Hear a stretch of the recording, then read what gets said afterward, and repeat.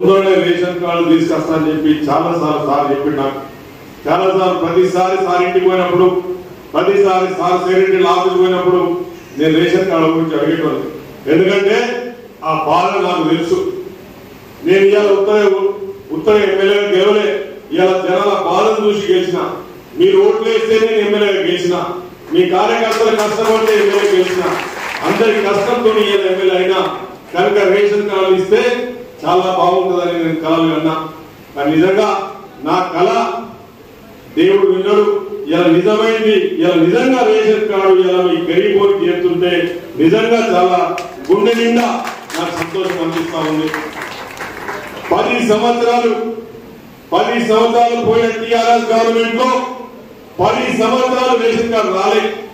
మరి గరీబోలు ఎట్లా బతకాలి? ఇలా 3 కిలోల 6 కిలోల సన్న బియ్యం 10 రేషన్ కార్డుకి ఇస్తా ఉన్నారు. మరి మన ఇంతకుముందు ఎంఆర్ఓ గారు చెప్పినట్టు, ఆర్డీఓ గారు చెప్పినట్టు ఇవన్నీ సుమారు 5,647 అప్లికేషన్ పెడితే 2,616 కొత్త రేషన్ కార్డు. ఎవ్వరు కూడా మీరు గ్రామాల్లో ఇక్కడ నాయకులు ఉన్నారు, గ్రామాల నాయకులు వెళ్ళండి, గ్రామాల నాయకులు చెప్పండి, రేషన్ కార్డు ఎక్కడ కూడా టెన్షన్ పడాల్సిన అవసరం లేదు. మన ఆర్డీఓ గారు కూడా వచ్చారు, మన టీం అంతా ఉన్నది. ఎక్కడ కూడా కొన్ని కార్డు ప్రింట్ అయితేనే ఉన్నాయి. వాళ్ళు కూడా పాపం సివిల్ సప్లై వాళ్ళ టీం అంతా కష్టపడి పనిచేస్తా ఉన్నారు.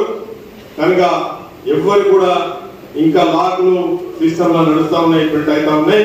ఎక్కడ కూడా మీరు మన గ్రామాల్లో చెప్పండి, రేషన్ కార్డులు వస్తాయి. ఏ పెద్దవాళ్ళు కూడా టెన్షన్ పడాల్సిన అవసరం లేదు. మనం నిజంగా నాయకులు ఎప్పుడైతామంటే సర్వీస్ చేసినప్పుడే నాయకులు అవుతాం. నిజంగా ఇట్లాంటి సర్వీసు పేద ప్రజలకు అందించినప్పుడే వాళ్ళు మనల్ని ఆశీర్వదిస్తారు. మనం ఏదో పని పైన చేస్తే నాయకులం కాలేదు. ప్రజల గుండెల్లో హృదయాల్లో మనం పోవాలంటే నిజంగా పేదవానికి దగ్గరగా అయ్యి వాళ్ళకి అవసరం ఉన్నది మనం చేసిన రోజే మనం నాయకులం అవుతాం.